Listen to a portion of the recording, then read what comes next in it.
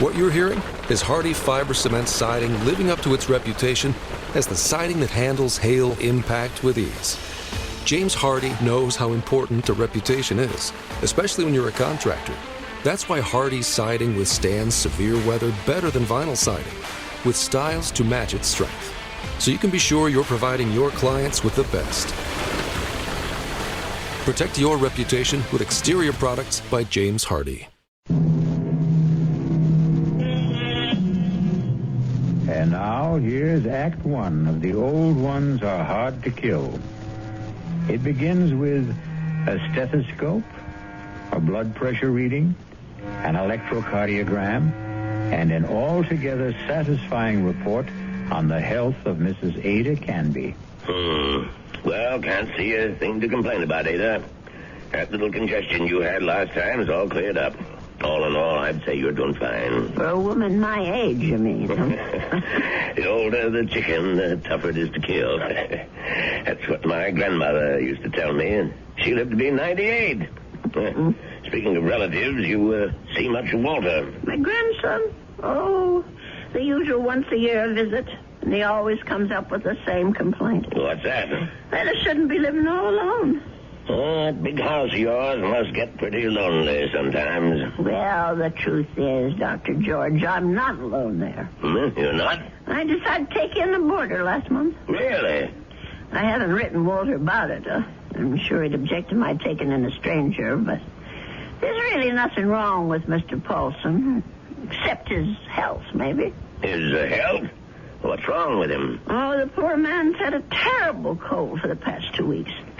Won't let me do a thing for him, though. Well, where did you meet this Mr. Paulson? He answered the ad I ran. He's just back from South America. Been living in Brazil for years. He's a very nice gentleman, really. He keeps himself and tends his birds. He has the loveliest blue parakeets. You can hear them chirping all over the house. Oh, it's the friendliest sound. Well, I don't see anything wrong with what you're doing, Ada. Just make sure you don't go and catch the man's cold. There's not much chance of that. The poor man hardly ever leaves his room. Well, how much do I owe you? I'll send you the bill. I'm sure you'll forget all about it. Promise me you'll send it.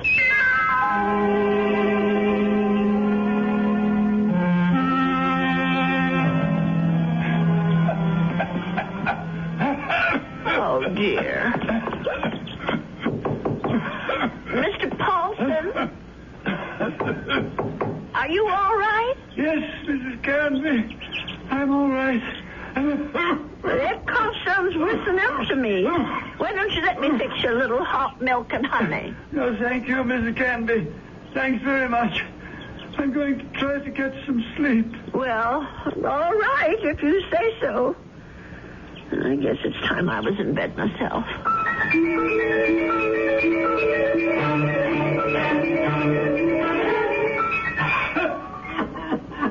Oh, my, listen to that poor man. I wonder if he keeps his birds awake, too. Mrs. Canby, please. For heaven's sake, is he calling me? Mrs. Canby! He is calling me. I'm coming, Mr. Paulson. Oh, no. Where are those darn slippers? I'll be right there. What is it, Mr. Paulson? What's the matter? Mrs. Canby. Mr. Paulson, just look at you. Why didn't you tell me you were so sick? I would have called a doctor. No, too late now. Too late. I know a very good doctor. I saw him only this afternoon. I'll go and call him right now. No, please, listen to me. Well, I've got to get help for you, Mr. Paulson. I'm dying. Confession. Well, do you want a priest? Is that what you want? Richardson murdered 10 years ago. What? Murder. I did it. I killed him for money. I was paid. Did you hear me? Oh, Lord. Mr. Paulson, do you know what you're saying? Do you understand me? Lindell is innocent. I killed Richardson, not Lindell. Well, let me get help. You can tell them yourself, Mr. Paulson, and the police and the doctor. Oh, tell them, please. Tell them to free Lindell. He's innocent. Tell them I'm the one who killed Richardson 10 years ago. Oh, I don't know anything about such things, and I don't want to. I did it. I killed Richardson. I did it. I don't want to hear it. Please don't tell me. Please. Mr. Paulson, Mr. Paulson? Oh, dear God. I think he's gone.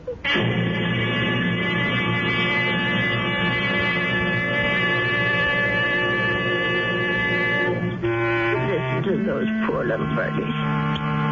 I suppose they miss poor Mr. Paulson. I'll lay them in his room. Well, let's see about this letter now. Dear Walter, I hope you don't mind my turning to you for advice, but I really don't know what to do. It's been 3 days since my boarder, Mr. Paulson, passed away, and I still haven't told the police what the man said to me. I just can't bring myself to get mixed up in anything like this. Dear, what's the use of writing Walter? He'll probably think I've dreamed it all up.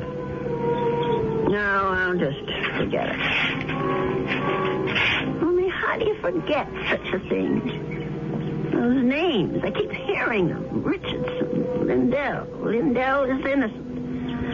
Oh, dear God, what if it's all true? If Mr. Paulson actually murdered this Richardson and Lindell is innocent? Only, well, who are they? I wonder if a telephone book, well, why not? Let's see. Richard, all right. C-H-A-R. Yes, here it is. Oh, Lord, there's dozens of them. Well, I'll try Lindell. That wouldn't be as common, I don't suppose. Yes, here it is. There's only about half a dozen, then. C-L-D-E-L-L. Oh, my heavens. Lindell and Richardson. Both names together. Lindell and Richardson Investments. 9 Concourse 4153132.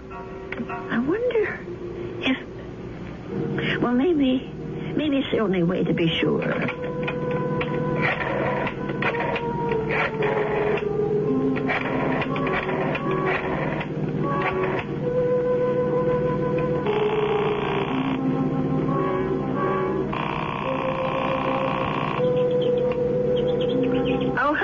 Hello? May I speak to Mr. Lindell? He isn't? Well, then what about Mr. Richardson? Oh, I see. Well, is there someone there I can speak to? Yes, please. Thank you. Hello. This is Mr. Shelton. May I be of service? Well, maybe you can. I want to know about your Mr. Richardson, about when he died. I think I did business with him once, a long time ago. Well, it's 10 years, madam, just about. But if you're interested in investment advice... Well, I'll think about it. Thank you very much. 10 years. Well, it could be a coincidence. I guess it all depends on how he died.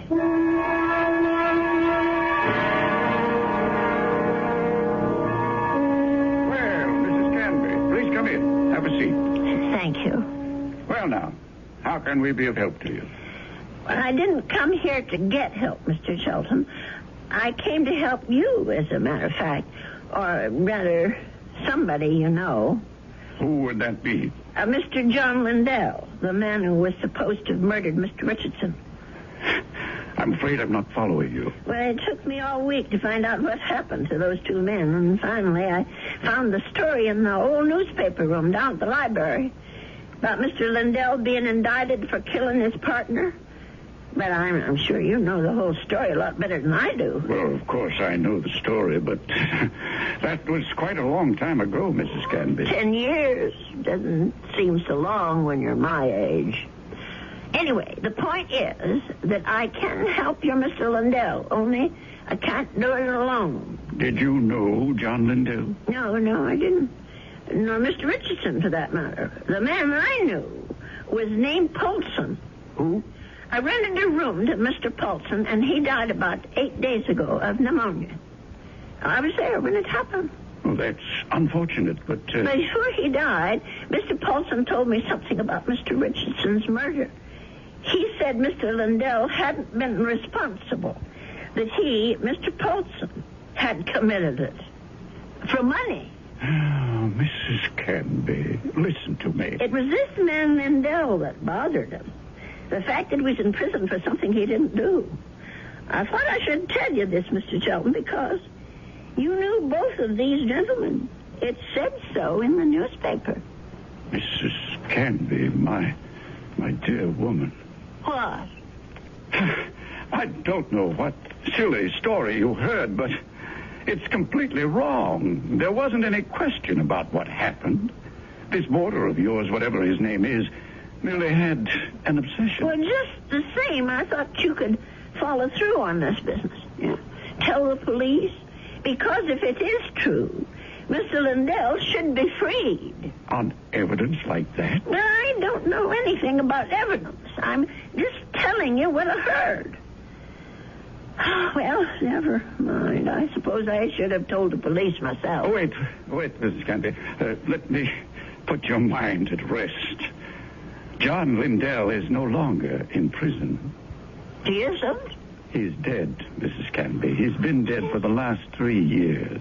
Oh. He wasn't a young man when all this happened, when he accused his partner, Fred Richardson, of defrauding him and shot him dead.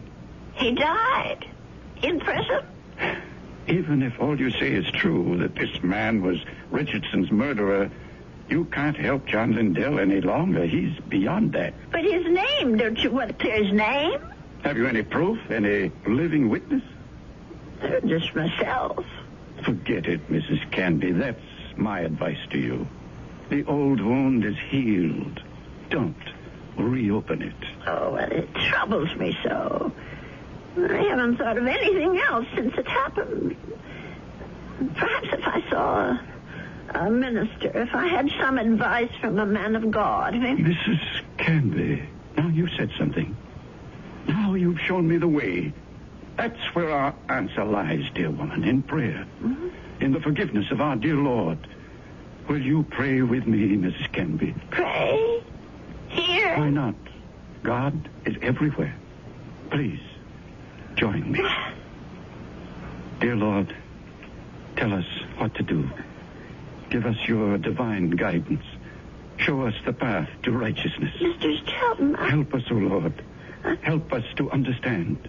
Teach us to forgive the sins of others and to forget them. To forget.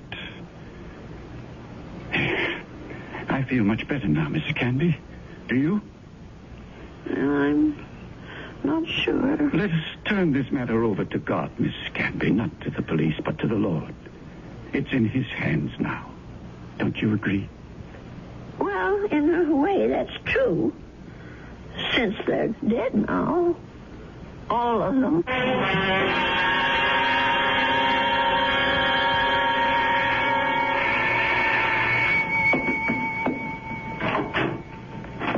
Yes? Mrs. Canby? Yes? My name's Stuart Winfield, Mrs. Canby. I understand you have a room for rent? Yes, I do. Well, I'm new in town. I just arrived from Philadelphia.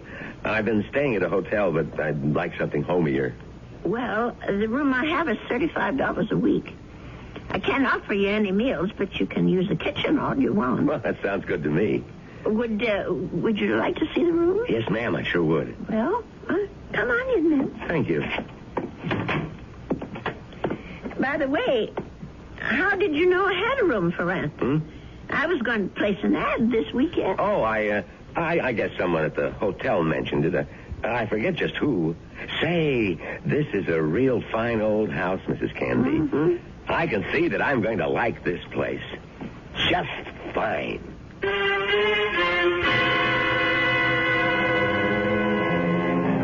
And so Mrs. Canby has a new boarder. He's a very personable young man with a great deal more charm than old Mr. Paulson had. Perhaps in a little while, Mrs. Canby will be able to forget her former boarder and the shocking confession he made on his deathbed. I'll be back shortly with Act Two. I want that.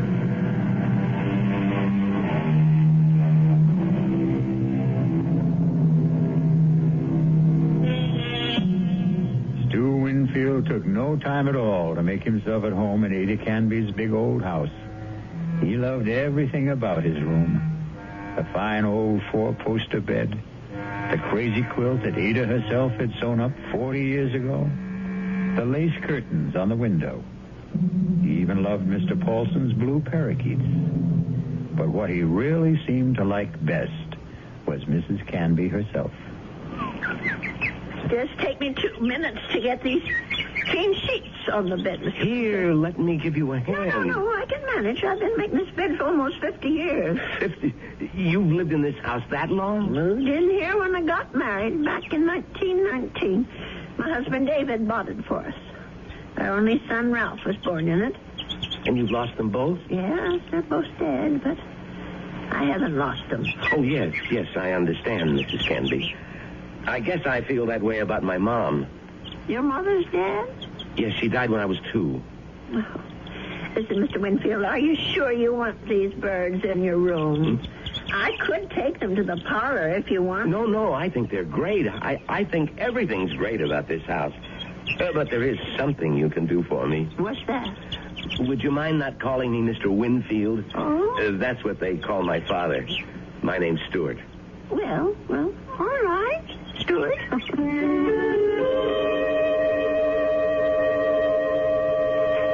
Dear Walter, I think it's about time I told you that I have a boarder in the house. Mr. Winfield is the nicest young man you could want to meet. He's a great deal friendlier than my first gentleman, Mr. Paulson, and he seems to like nothing better than to sit around evenings and talk. We talk about his home and his parents and his plans for the future. I think the poor boy misses his home and family, and I'm sort of a substitute for all that. You know, it isn't really fair, Mrs. Canby. You said I had kitchen privileges, but that doesn't mean you have to cook for me. Well, it's a pleasure, Stuart. I haven't had anyone to cook for in years. You're kidding. You mean to say you cook this good without practice? Oh, you're just being nice. I'm sure that stew is just plain ordinary. It's terrific, no kidding. It tastes like, well, it tastes like home, if you know what I mean. It depends on whose home you mean. Well, my mom cooks stews like this. That's what I meant. Your mom? What? But she died when you were only 2. Oh, well, I guess I didn't mean my mom exactly. I was thinking of my Aunt Martha. I mean, she's the one who sort of took over the cooking and stuff after my mother died. And my father's sister, you know? I see. Well, that was lucky that you had someone to take her place. Yeah, that's right. Excuse me. My Stuart, you're not coming down with anything, are you? No, I'm fine. Just a little case of the sniffles. Listen, if your room isn't warm enough, I have an extra book. No, the room's just fine. Don't worry about it. Oh, you be sure now. I know I felt a little guilty about poor Mr. Paulson when he got sick. Maybe I didn't take good enough care of him. Paulson? Mm-hmm. Was that your former boarder, the bird lover? Yes, that was his name, the poor man. Tell me about him. Well, I don't really know that much about him. He lived here less than 2 months. Well, what sort of a guy was he? Well, very quiet. He kept to himself. Did you say he was from South America? I don't remember if I did or not. Well, you must have said it. Yes, of course. He was American, but he'd been living in Brazil. I don't know why exactly. Although, come to think of it, maybe I do. What do you mean? Well, it just occurred to me that Brazil might be just the place for someone who came into a lot of money and wanted to leave the country. I don't understand. Oh, my. I really think you are getting a cold, Stuart.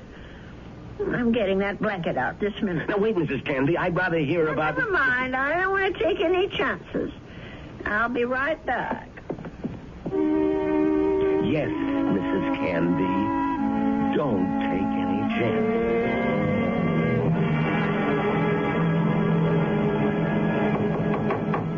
Stuart? Yes? Come in. I brought you a tray, Stuart. Oh. No, you shouldn't have. You shouldn't have gone to all that trouble, Mrs. Canby. Wasn't the least bit of trouble. Besides, you've got to have some supper. Feed a cold and starve a fever. That's what I mean, I was going to come out to the kitchen and get myself a sandwich or something. You didn't have to bring it to me. Oh, look at that. Is that roast chicken? Well, that's what it's supposed to be. I hope it tastes all right. Noodle soup with dumplings. Mrs. Canby, you're spoiling me rotten. Do you know that? Yeah, I just thought it'd be a good idea if you stayed in bed and took it easy. You weren't planning to go out tonight, were you? No, I was just going to stay in and read for a while. Maybe watch television. Oh, that's good. Here, I'll just set this tray down. Oh, the service here is just too good. Oh, we never finished our talk the other day about that boarder of yours, Mr. Paulson. Well, there's not much to say about him, really. Well, you said something about his living in South America. You said you thought you understood why he was living there. Sounded real interesting. Well, the truth is, Stuart, there is something to tell about Mr. Paulson. Maybe you can help me feel better about it all. About what? I'm not going to tell you if you don't eat. All right, Mrs. Canby, I'll eat. Well, it happened just about 3 weeks ago.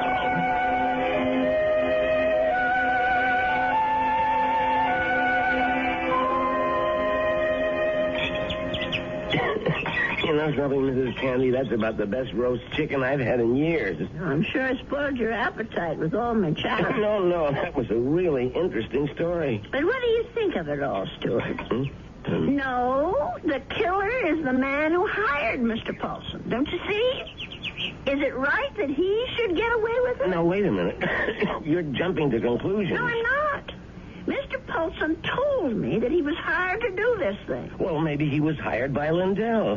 Maybe Lindell hired him, and then Paulson got cold feet, and Lindell did the shooting himself. No, I'm sure that isn't true. You see, I read the newspaper article all about it.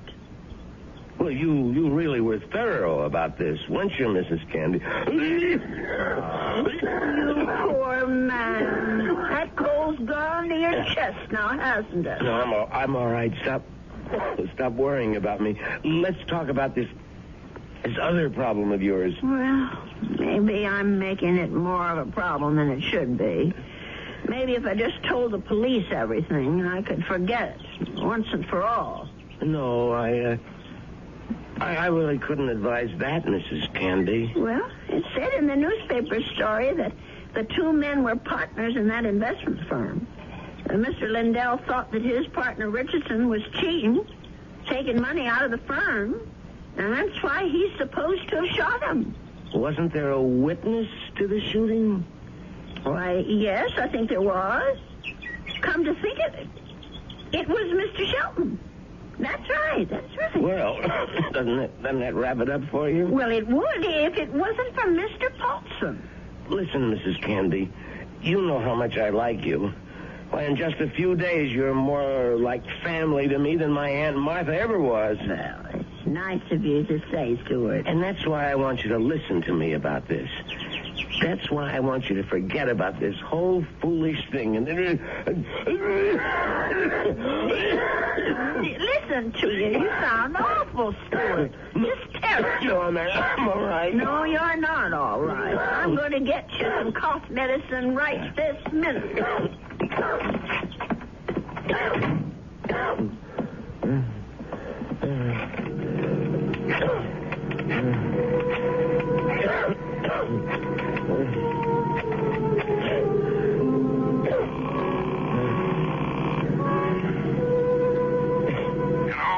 Mr. Shelton, it's me, Winfield. Well, what's happening? I think I better stick around for a few more days, Mr. Shelton. The old lady's beginning to get fidgety, if you know what I mean.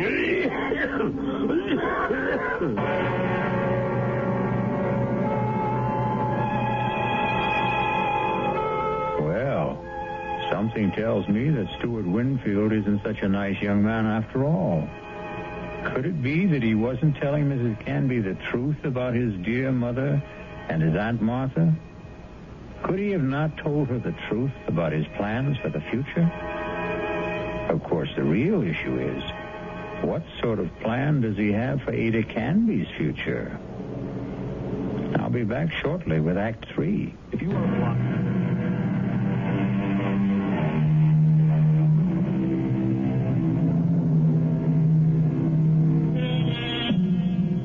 Poor Mrs. Canby. She isn't sleeping well tonight. But of course, Mrs. Canby has good reasons for insomnia. Her thoughts are whirling. Her boarder Stuart was right. She doesn't want the bother of going to the police. And she firmly believes in the old adage, if you don't trouble trouble, trouble won't trouble you. But still... Oh, my. I'm just never going to get to sleep tonight. Poor Stuart. He's still coughing. I'm sure that room is just too drafty. I never should have let any boarders in until I got the windows fixed. Oh, dear. That poor boy. I'll never forget the terrible night Mr. Paulson was coughing so badly. Huh? And the way he looked, all gray and shrunken. If only I knew he was so sick. No. If only he'd never even come to this house. Mrs. Canby, I killed Richardson. I did it. Do I ever forget the sound of that man's voice? Lindell is innocent. Lindell is innocent. That poor man. All the years he spent in jail for something he didn't do. Let sleeping dogs lie, Mrs. Canby. My Aunt Martha always said, let sleeping dogs lie. If only I could get some sleep. Let us turn this matter over to God, Mrs. Canby. Not to the police. Not to the police. Not to the police. What a strange man he is, Mr. Shelton.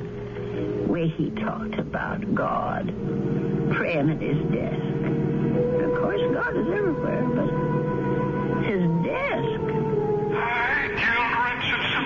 I murdered him for money. I was paid. Paid? Someone had to pay him. Mr. Paulson wasn't the only guilty one. Someone else was, too. Forget. Oh, dear Lord. Mr. Shelton. Shelton, what did that newspaper article say?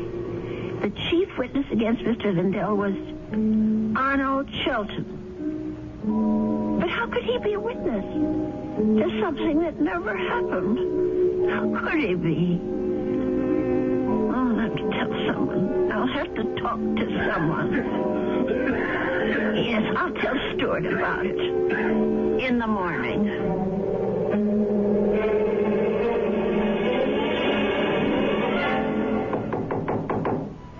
Stuart, are you awake? Yes, I'm up, Mrs. Canby. Come in. Oh, no. Now, don't tell me I'm getting breakfast in bed, too. Well, I know you had a terrible night last night, Stuart. You were coughing much worse than ever. I guess that medicine wasn't very good. Sorry I kept you awake, Mrs. Canby. No, that wasn't your fault. No. Something else kept me up. What was that? Oh, my mind, I guess. Maybe I should say my conscience. Oh, that sounds serious. But it is something serious, Stuart. Well, I might have let a man get away with murder.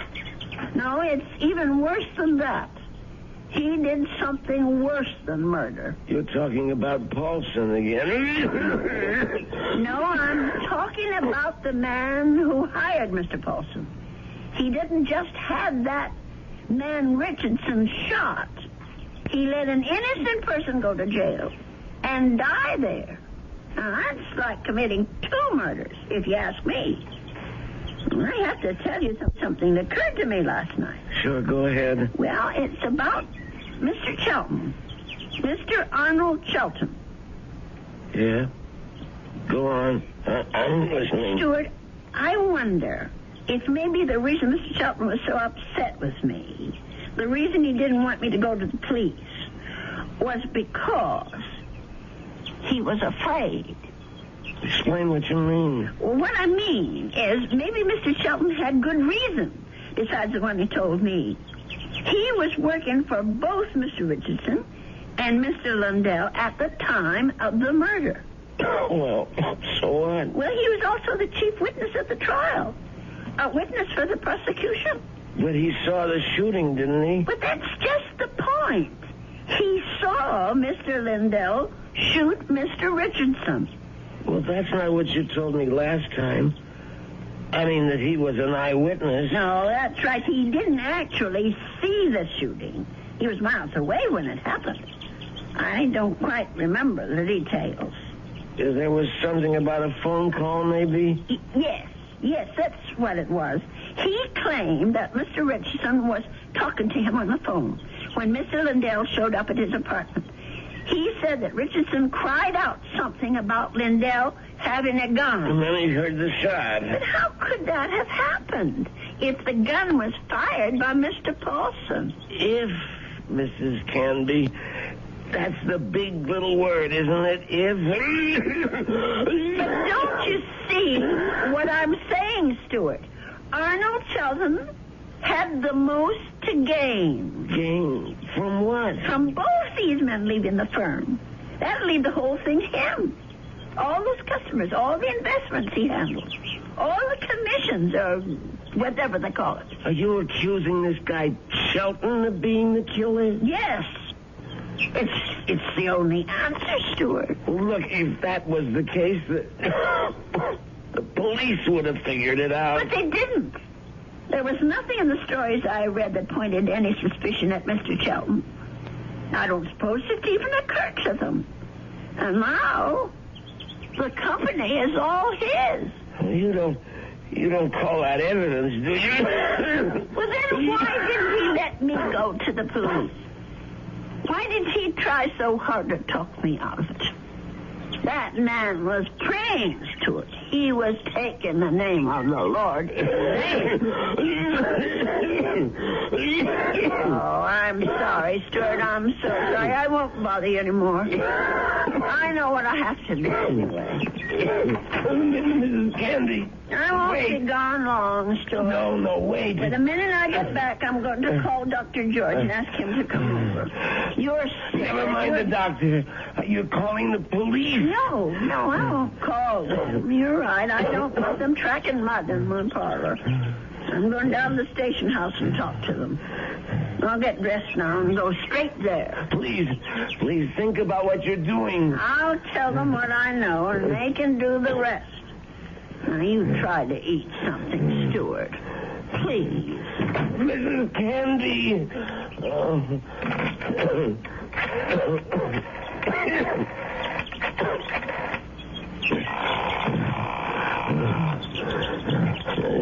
Shelton? What is this, Winfield? I told you not to call me at the office. It's an emergency.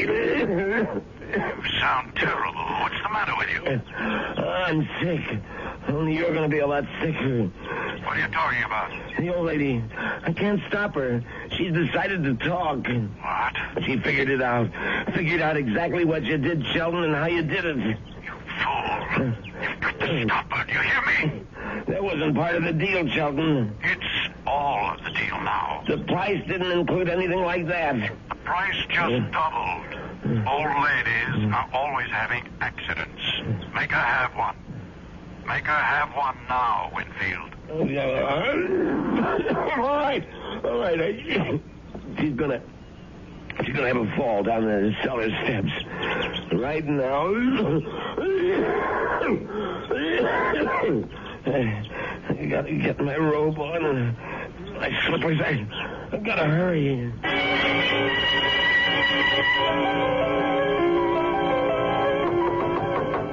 Stuart? Is that you? Open up, Mrs. Canby. Stuart Winfield, what are you doing and out of bed. Now, you go right back there this second. I gotta talk to you, Mrs. Canby, before you go to the police. Just listen to you. You're all winded. You can hardly talk, Stuart. Now, go back to bed before you catch pneumonia, too. Now, don't go, Mrs. Canby. It would be better if you never went to the police. Better for you. Better for me. For you? I don't understand. Well, then I wouldn't have to hurt you, Mrs. Canby. That's what I mean. I wouldn't have to do anything bad to you. Stuart, what in the world are you talking about? Come on, old lady. You're smart, all right. You really think things through. So now think a little harder. You knew? Stuart, you knew about Mr. Paulson. That's right. That's how you knew my room was so red, because Mr. Shelton told you. Now you're getting there, Mrs. Canby. That's why you rented it. That's why. You were sent here. Just to watch you, Mrs. Canby. Just to see that you stayed sensible. Mr. Shelton did. I was hoping you'd never change your mind about calling the police. I didn't want this part of it. This isn't the part I like. Let me go, Stuart. Just relax, Mrs. Canby. Just take it easy. Please, Why, you're as light as a feather, Mrs. Canby. Just like my Aunt Martha would have been if I had an Aunt Martha. Please, let me down. Please. We've got a date now, Mrs. Canby. Let me go. Don't put up such a fight, Mrs. Canby. I'm sick, remember? Just shut your eyes. Please, shut your eyes and don't look down. Oh, God. Stuart, those stairs. Shut your eyes, old lady. They'll all be over.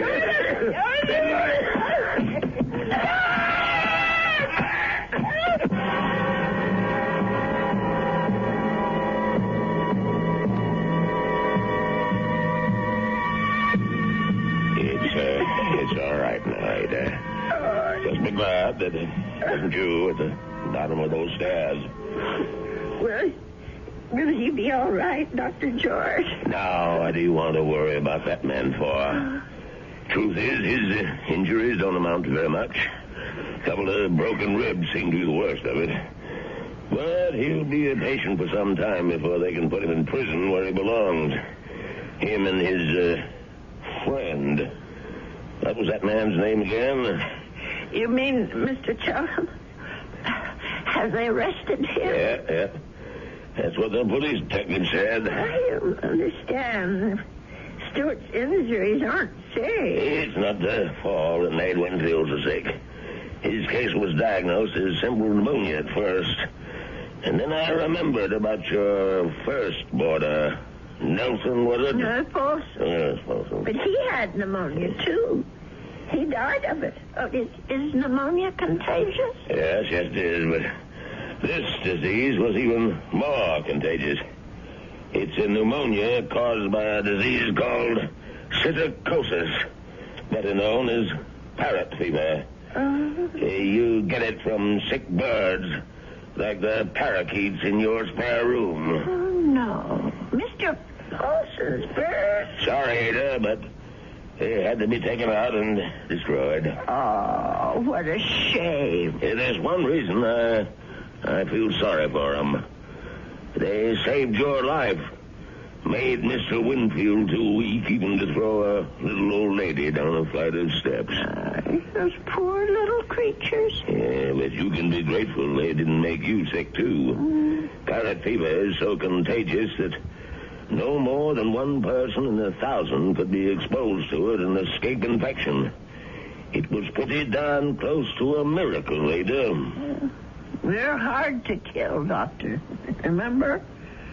The old ones are hard to kill.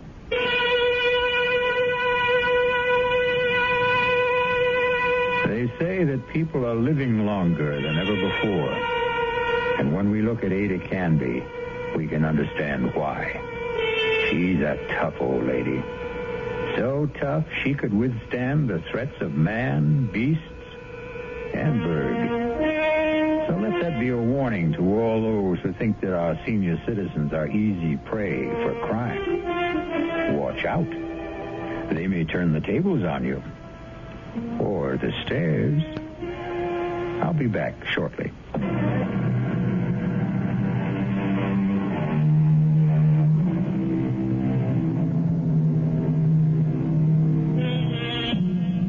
We have one final comment for you on behalf of Ada Canby and old people everywhere. There's a saying, there's no fool like an old fool. But it's also true that there's no wisdom and strength like old wisdom and strength. There. Does that make you feel better about your next birthday? Our cast included Agnes Moorehead, Leon Janney, and Roger DeKoven. The entire production was under the direction of Hyman Brown. This is E.G. Marshall inviting you to return to our Mystery Theater for another adventure in the macabre. Until next time, pleasant dreams.